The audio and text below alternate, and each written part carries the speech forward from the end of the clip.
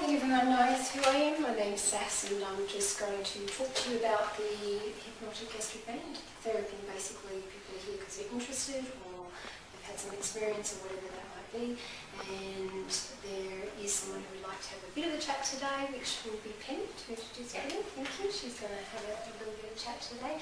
So I'm going to go through some of these things today, and some people may know what sort of I've said and what I haven't before, but the most important thing is to understand, I guess, how the hypnosis and how different it is, I guess, to other diets. So when we get to the stages of change, and everything I've given you and what I'm talking to you is in that document, so you can have a really good read about that and ask any questions if you feel you need to at the end, or send an email or something through.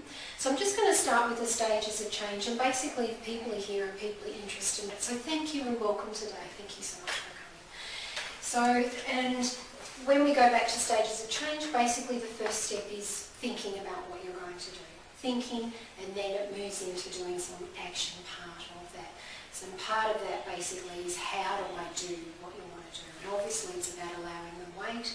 We've got to drip away. And people often use the language of lose weight, which we'll talk about a little bit more after. So why is it different to others? Well, you know, I guess when we look at diets and we do diet versus being healthy, the most important, I think, thing we think about is basically as soon as we go on a diet, what do people think about? Deprivation. Deprivation. Deprivation. What I can't have, shouldn't have. We think about fats. We think about calories, perhaps. I don't know. Hunger. Hunger, yeah. Not feeling full. You know, not full. Counting.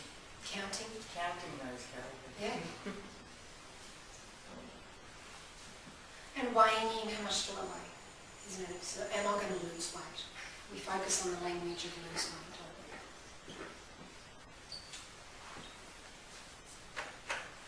we? And that's what we've been used to, isn't it? And even growing up, perhaps as a child, perhaps you weren't even used to worrying about your food or worrying about your weight or anything like that growing up. But it was about eating everything on the plate, not wasting anything, making sure that everything's gone before you can eat anything else. A lot of parents were like that. You've got to eat everything on the plate, got to eat your veggies, got to eat everything. So we're programmed such from an early age that we've got to do this and we've got to do that.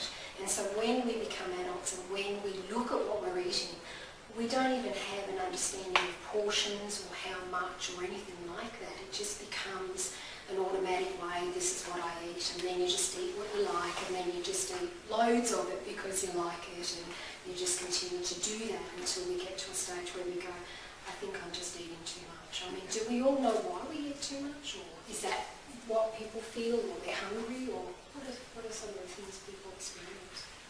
Probably, I know in personal experience, I feel that I eat until I get that full feeling. Yes. And that's when it tells me I've had enough to eat. Yes. But naturally, by the time you get to that point, you've had too much overeating. Yes, yes, that's true. And I guess when you think about the older you get and perhaps the food that you've eaten and stretch, you know, having kids or not kids or whatever that might be, you know, your tummy becomes a particular size. Because when we were born, our tummy was quite tiny. And then it sort of expands as we grow, but then it gets to an actual normal size, which is,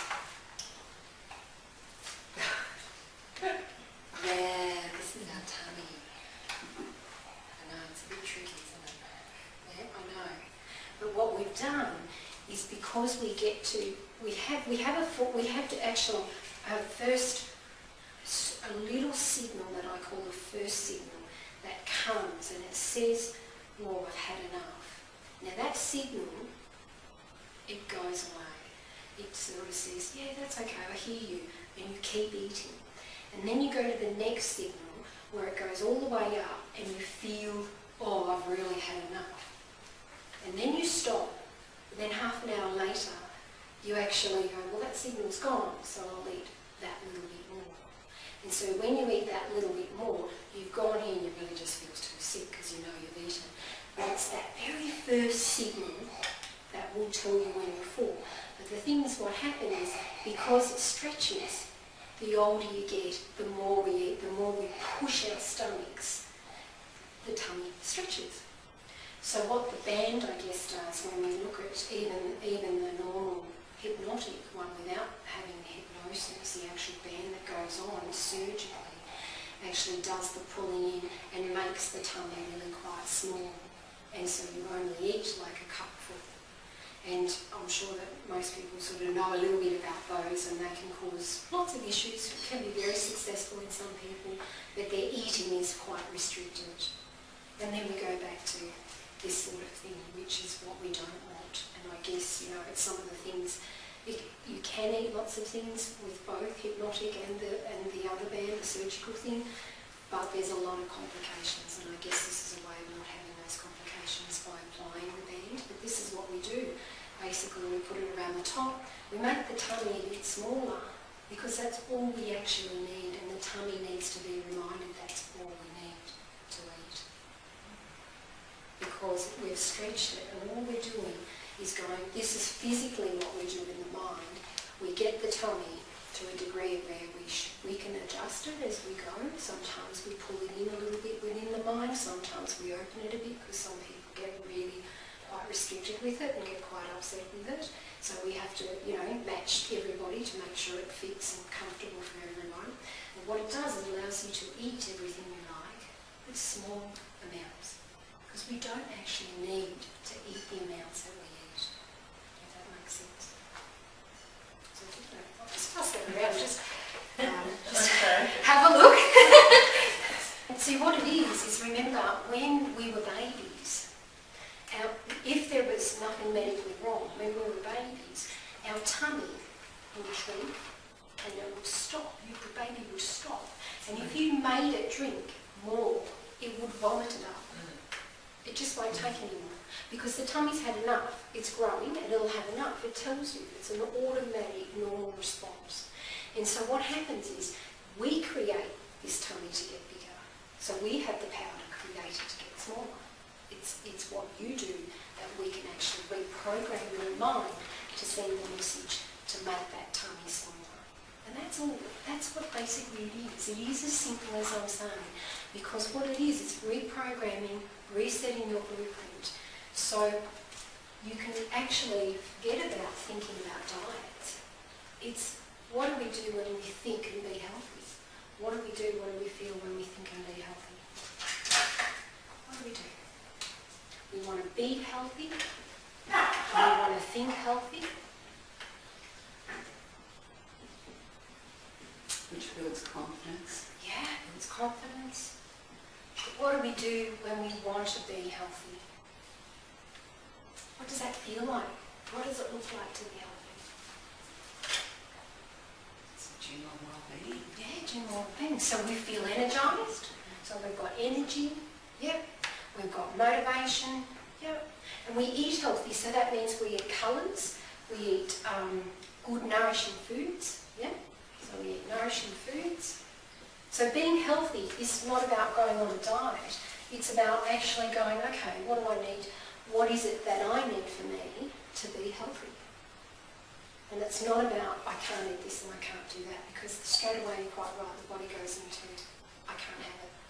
And as soon as you go into I can't have it, the body goes into turmoil, and then it just doesn't cope, and that's why people go up with yo-yos. And basically when we're looking at this type of thing, remember too, I'm not sure if everyone knows that your muscles actually have memories. So your muscles remember when it's been injured, when something's happened to your body. Your muscles have memories. And your fat cells also have memories. They remember the highest you've ever been and the lowest. And in between they're not sure where they need to be. So again, it's reprogramming your fat cells, reprogramming the brain, so it actually goes, you know what, I actually don't need all this food to give me the fuel for the day and the energy. It's about really reprogramming so that your body understands that all it needs is those small amounts of food. And it is that simple. to understand that. And that's why it's different.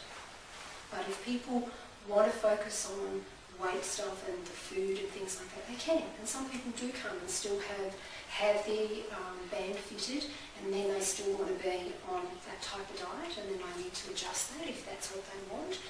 But most people go, you know what, this is my way of life for the rest of my life, and I can eat anything I like with small amounts. Because why should you not have that piece of cake? Why should you go without all the time? Because diets do work. As soon as you go back and don't have the maintenance, basically what happens? The brain goes back into, this is what makes me feel good. So what we do is reprogram to what really makes you feel good. It's about being healthy, if that's your reason. It's about being healthy and not getting, all sorts of things, having high blood pressure or whatever it might be. It's about really knowing the reasons why you want the weight to go. And the other thing when we talk about lose weight, what happens when we lose our set of keys? Basically, we go and look for them. So when our body starts losing the weight, where is it? It goes into, the brain goes, where is it? It's my comfort, protects me, it's there. So we really need another word. Another word like, so what I use constantly is weight droops away. Weight just droops off, continues to droop away. And we program that in so your brain then accepts that. And how your brain actually works in this concept, when we're talking about hypnosis, basically with that I will show you. Any questions about that bit? I think for me is I go into panic when I do the diet thing, but then I don't know how to be healthy. Yes. And I think, and I know it's just for me, I know it's just not about the food. I know there's probably a whole stack of stuff in there about why I eat what I eat. Yes. Probably more, I don't know, I want to say emotional, but it's probably not the right word. No, absolutely. Yeah. I mean, everything's connected to everything, so we eat for many And I think my reasons. brain needs to know why it eats what it eats, Yep. and maybe it is a bit growing up stuff too. Yep. Can we do that as well? Yeah. Okay. Yeah, most definitely. Because we're programmed right from the word go, right from the form of anything.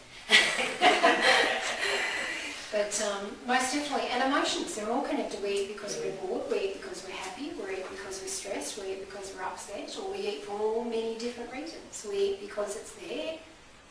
We eat to celebrate. We eat to celebrate. So we eat for all those reasons, but it's how much we eat that's important. And working with those emotions. If you're bored, then that bored part of you needs to be filled. If you're sad and you're becoming sad lots, then that sad part needs to be talked to. What's going on for that sad part to always want food, to feel better? But see, the body works like this.